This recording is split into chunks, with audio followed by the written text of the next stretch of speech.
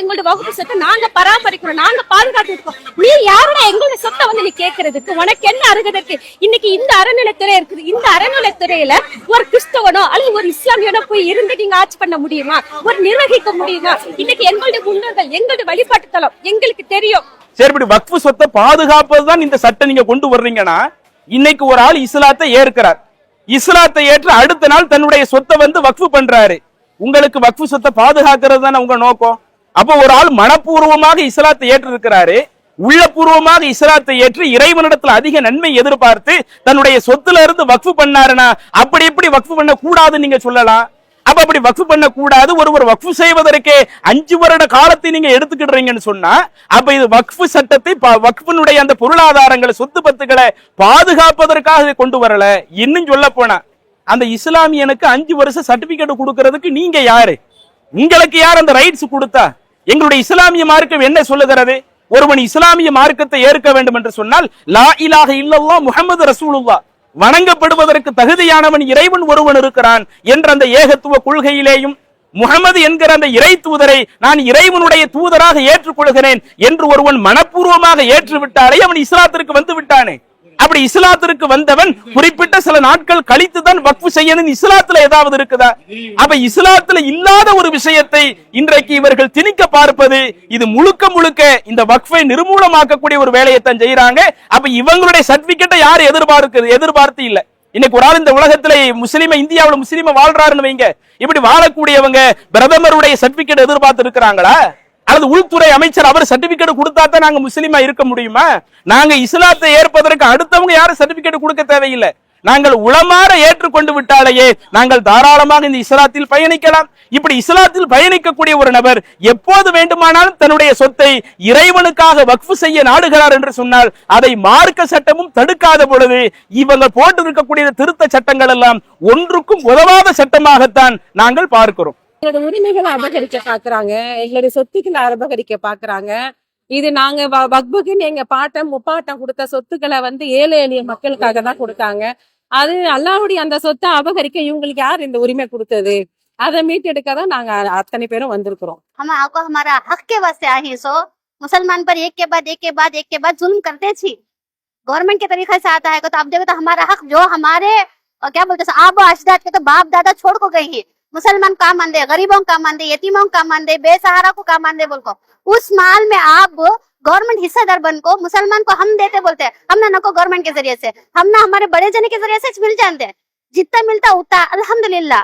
इसमें गवर्नमेंट का दखल हम ना नको, किसी भी मामले में, इस्लाम के मामले में गवर्नमेंट का दखल हम ना नको।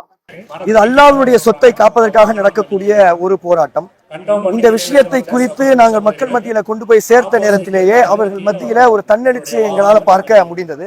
இஸ்லாமிய மார்க்கம் ஒரு சொத்தை பாதுகாப்பதற்காக போராடுவது என்பது, அந்த போராட்டத்திலே ஒருவர் மரணித்து விட்டால் கூட அது உயிர் தியாகம், ஷஹீத் என்கின்ற அந்தஸ்தை பெறுவது என்று சொல்றாங்க.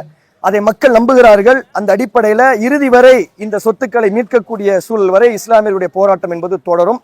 எவ்வாறு இன்றைக்கு சென்னையில் நடந்ததோ அதுபோல் தமிழகம் முழுவதும், இந்தியா முழுவதும் இந்த போராட்டங்கள் விரிவடையும் என்பதை நாங்கள் பார்க்கிறோம். முஸ்லிம்கள் பெண்களை இதுல உள்ள கொண்டு வரதா சொல்லி சொல்றாங்க. பெண்களுக்கு இவங்க தான் புதுசா உரிமை கொடுக்க போறதா சொல்லி சொல்றாங்க. ऐसा बोल रहे तो मैं 1400 साल पहले नबी करीम सल्लल्लाहु अलैहि वसल्लम ने दे डाले पूरा औरतों को घर से निकलने का पूरा कानून हक राइट पूरा दे डाले, शादी करने का, तलाक लेने का पूरा दे डाले। सो तो ये इन लोग कैसा दे सकते हमना? पहले मिलगा हमना एक मिलगा तो अल्लाह का शुक्र करेंगे हमें। अल्लाहु अकबर। எங்க சொத்தை நாங்க பாத்துக்கிறோங்க, நீங்க யாருங்க ஆகுறீங்க? நீங்க எதுக்கு இதெல்லாம் பண்றீங்க? இன்னும் சொல்ல போனா வக்ஃபு சொத்துக்களை முஸ்லிம்களை நிர்வகிக்கிறதுக்கு எந்த உரிமையும் கிடையாது. நாங்க நினைச்சாலும் அதுல கை வைக்க முடியாது. அப்படி இருக்கும்போது நீங்க யாருங்க பண்றதுக்கு? நீங்க மத்தெல்லாம் கரெக்டா பண்றீங்களா? முஸ்லிம்கள் மேல உங்களுக்கு அவ்வளவு இறக்கமா? நாங்கன்னா உங்களுக்கு அவ்வளவு நல்ல விதமா நடந்துக்கிறீங்களா? எதுல நீங்க கைய வச்சீங்க? சியலை கைய வச்சீங்க, முத்தலாக்குல கைய வச்சீங்க, சட்டத்துல எல்லாத்துலயும் நீங்க கைய வைப்பீங்க. பத்தாவது குறைக்கு இப்ப இதுலயும் கைய வைப்பீங்களா? எங்க உயிரே போனாலும் நாங்க எனக்கு ஒத்துக்க மாட்டோம்.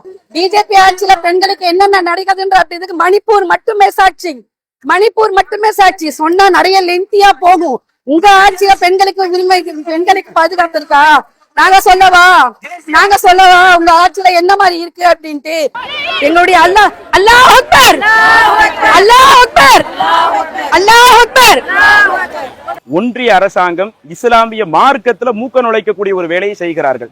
இஸ்லாமிய மார்க்கம் என்ன சொல்லுகிறது? வக்ஃபினுடைய சட்டத்தை பற்றி சொல்லுகிற பொழுது முஸ்லிம்கள் உயிரினும் மேலாக மதிக்கக்கூடிய முகமது என்கிற இறை தூதர் சொல்லுகிறார்கள், யாரேனும் ஒருவர் தன்னுடைய பொருளாதாரத்தையோ தன்னுடைய சொத்தையோ வக்ஃபிற்காக இறைவனுடைய பாதையிலே கொடுத்து விடுகிறார் என்றால் அப்படி வக்ஃபு செய்யப்பட்ட சொத்து லா யுஹாபு, அது யாருக்காகவும் அன்பளிப்பு வழங்கப்படக்கூடாது. வலா யூபு, அந்த பொருளை யாருக்காக விற்பனை செய்யக்கூடாது.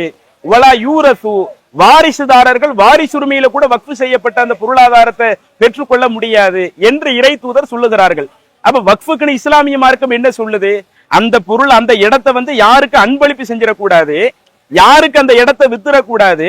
அதே மாதிரி அந்த வாரிசுதாரர்கள் எங்களுடைய பாட்டன் முப்பாட்டன் கொடுத்தது, அவங்க கொடுத்த சொத்தை எங்களுக்கே கொடுங்கன்னு வாரிசுரிமையில கூட பெற முடியாதுன்னா இன்றைக்கு இவர்கள் கொண்டு வரக்கூடிய திருத்த சட்டம் எப்படி இருக்கிறது? ஒருவர் 12 வருடம் இந்த வக்ஃபு சொத்தை அபகரித்து விட்டால் அவருக்கு இந்த வக்ஃபு சொத்தை தாரை வார்த்து விடலாம் என்று சொல்லுகிறார்கள். அன்பளிப்பே கொடுக்க கூடாதுன்னா அபகரிச்சவனுக்கு கொடுப்பதற்கு எப்படி இஸ்லாம் அனுமதிச்சிருக்கும்? அதே மாதிரி இந்த வக்ஃபு சொத்தை விற்பனை செய்யக்கூடாது என்பது இஸ்லாத்தினுடைய ஒரு அடிப்படையாக இருக்கும் பொழுது இன்னைக்கு இவர்கள் கொண்டு வரக்கூடிய சட்டங்கள் எல்லாம் முழுக்க முழுக்க முஸ்லிம்களுடைய இஸ்லாமிய மார்க்கத்துல மூக்க நுழைக்கக்கூடிய ஒரு வேலையை செய்கிறார்கள். பொதுவாக மனிதர்களை பொறுத்தவரையில அவங்க தாங்கள் ஏற்றிருக்கக்கூடிய அந்த மத நம்பிக்கையில அரசாங்கம் தலையிடுகிற பொழுது யாராலும் அதை ஜீரணித்துக் கொள்ள முடியாது, அதை பொறுத்துக் கொள்ள முடியாது. அதனால தான் இன்றைக்கு பல்லாயிரக்கணக்கான முஸ்லிம்கள், ஆண்கள், பெண்கள், பெரியவர்கள், சிறியவர் என அதிகமான மக்கள் குழுமி தங்களுடைய கண்டனத்தை பதிவு செய்யறதுக்கு காரணம் இவங்க இஸ்லாமிய சட்டத்துல உள்ள மூக்க நுழைக்கிறாங்க. நீங்களே பெண்களுக்கான சொத்துரிமையை எப்ப கொடுத்தீங்க நீங்க? ஆனா எங்களுக்கு 1400 வருஷத்துக்கு முன்னாடியே எங்களுக்கு சொத்துல பங்கு கொடுத்திருக்காங்க. நாங்க விரும்பினாதான் கணவனுக்கு கொடுக்கலாம், இல்லைன்னா நாங்களே யூஸ் பண்ணிக்கலாம். அந்த உரிமை உங்களுக்கு கொடுத்தீங்க. நீங்க எப்ப கொண்டு வந்தீங்க சொத்துல உரிமை? ஒவ்வொரு இதுலயும் கை வைக்கிறாங்க. பாபர் மஸ்ஜிதை இடிச்சிட்டு அது அயோத்தின்னு அதுல ராமர் கோயில் கட்டினாங்க. இருந்தாலும் அது அடித்தடத்துல தண்ணி தான் ஓடுது, அவங்களால ஒண்ணும் புடுங்க முடியல. இப்போ வக்ஃபு வாரி சட்டத்துல கை வச்சிருக்கிறாங்க. ஆனா அல்லாஹ் இதை பாதுகாப்பான், இந்த சொத்தை. அல்லாஹ் அக்பர், அல்லாஹ் இந்த சொத்தை பாதுகாப்பான். அதுவும் இல்லாம ஒவ்வொரு இடத்துலயும் எங்க முஸ்லிம்காக இவனை நாடு கடத்தணும், முஸ்லிம்க அழிக்கணும்னு நினைக்கிறான். அல்லாஹ் இவனுங்களை கண் தோறதை காட்டி இவனுங்களை அழிப்பான். அல்லாஹ் அக்பர். இந்த சொத்துக்களை இல்லாத அனாதைங்களுக்கும், அதாவது மதரசா நடத்துறவங்களுக்கும், பள்ளிவாசலுக்கும் நாளைக்கு நாங்களே மரணம் அடைஞ்சா அதுக்கும் தான் இது தேவைப்படும். இந்த சொத்துக்களை, இந்த சொத்தை எடுத்து இவன் யாருடா எடுத்துன்னு போய் இவன் எங்களுக்கு தரது, இவனுங்க பிச்சை, நீ யாரா எங்களுக்கு திருட்டு பையா, திருடாதடா.